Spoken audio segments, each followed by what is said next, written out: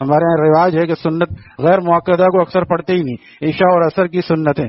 ایک مجلس میں نے جب بیان کیا کہ ہر آدمی سوچ لے کہ ہم مہینے میں کتنی دفعہ پڑھتے ہیں، تو اس کا دل جواب دے دے گا کہ شاید 1-2 دفعہ بھی پڑھنے کی توفیق کم لوگوں کو ہوئی۔ لیکن کوشش کرنی چاہیے آدمی اذان سے پہلے سے تیاری شروع کرے تو کبھی جا کے 4-6-8-10 منٹ پہلے پہنچ کے پہلی صف بھی مل جائے گی اور 4 سنتیں بھی مل جائیں گی۔ 4 سنتوں میں جو 8 سجدے ہیں، اس سے آدمی اللہ تعالیٰ کے قریب ہوتا ہے۔ سجدہ کرنے سے آدمی اللہ تعالیٰ کے قریب ہوتا ہے۔ مجھے پھر ایک صاحب نے بتایا کہ جب تم نے یہ بات بیان کی تو مجھے بہت زیادہ اس کا احساس ہوا، واقعی ہم تو سنت غیر مؤکدہ کا بالکل بھی خیال نہیں کرتے۔ ٹھیک ہے کہ اس کا چھوڑنا گناہ نہیں ہے، لیکن کیا ہر کام ہم دین میں وہی کریں گے جو ضروری ہو؟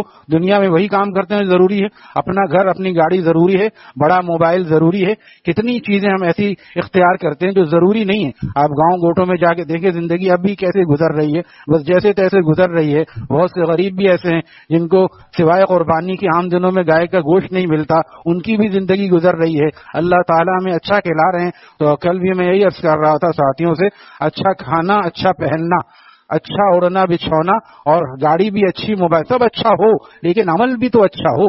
عمل اچھا یہ کہ یہ سنتیں بھی ہم پڑھیں اور ایک ایک سنت کو اختیار کریں۔ نماز سے پہلے مسواک کریں، سنت ہے۔ ہر نماز سے پہلے وضو میں مسواک کرنا نبی علیہ السلام کی سنت ہے۔ یہ نمازی طبقہ بیٹھا ہے، ہر آدمی اپنے دل سے پوچھے ہم کتنی نمازوں میں مسواک کرتے ہیں، جبکہ نبی علیہ السلام کبھی بھی مسواک کو نہیں چھوڑتے تھے۔ آپ علیہ السلام کا وصال ہو رہا ہے، روایت میں ہے اما عائشہ صدیقہ رضی اللہ تعالی عنہا کے زان مبارک پہ آپ کا سر ہے اور آپ اما عائشہ آپ کو مسواک کرا رہی ہیں پانی میں بھگو کے۔ پتہ تھا آپ کو مسواک کتنا پسند ہے، اس حالت میں بھی آپ کو مسواک کرا رہی ہیں۔ گھر میں آتے تو آپ مسواک کرتے، گھر سے باہر جاتے تو مسواک کرتے۔ فرماتے ہیں مجھے جبریل امین اتنی زیادہ مسواک کی تاکید کرتے رہے کہ میں یہ سمجھنے لگا کہ یہ میرے اگلے ہونٹوں کو گھس کے رکھ دیں گے۔ جن چیزوں کو نبی علیہ السلام نے اتنا بیان فرمایا، آج امت کو پتہ ہی نہیں، وہ ایسے دیکھتا ہے حیرت سے کہ پتہ یہ بات پہلی دفعہ سنی۔ وجہ کیا ہے؟ نہیں سیکھا انہوں نے دین، رہ کر شیخ کے گھر میں، پہلے کالج کے چکر میں، مرے صاحب کے دفتر میں نہیں رہتے۔ چلو بنری ٹاؤن نہیں گئے، دارالعلوم کراچی نہیں گئے، کم از کم کسی مولوی صاحب کے پاس رہ کے مسائل تو سیکھ لیتے، ان کے درسوں میں بیٹھ کے۔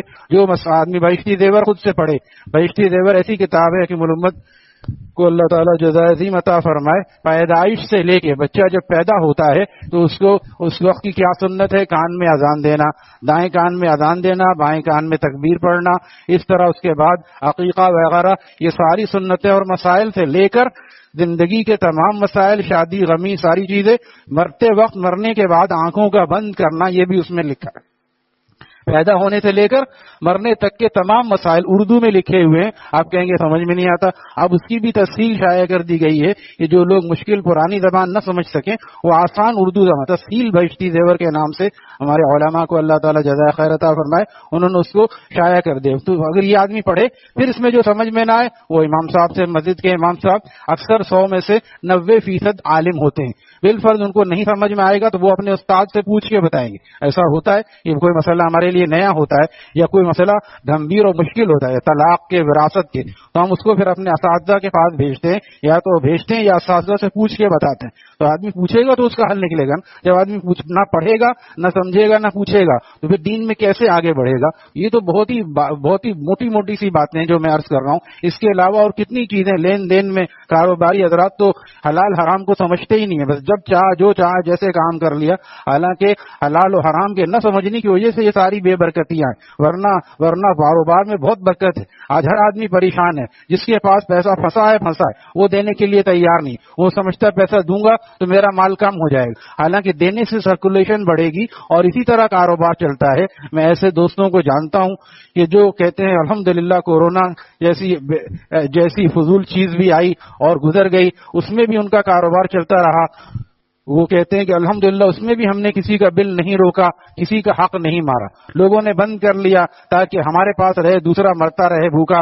لیکن ایسا کیا ہوا؟ اس سے برکت ہو گئی؟ اس سے بے برکتی آتی ہے۔ جو ہر آدمی ایک دوسرے کا حق ادا کرے گا تب برکت آئے گی۔ تو مسائل پوچھتے نہیں جائز ہے یا نہیں، بس میں جو کر رہا ہوں میں صحیح سمجھ رہا ہوں، یہ کافی نہیں، بلکہ اس کو اہل علم سے پوچھنا چاہیے۔ اللہ تعالیٰ مسائل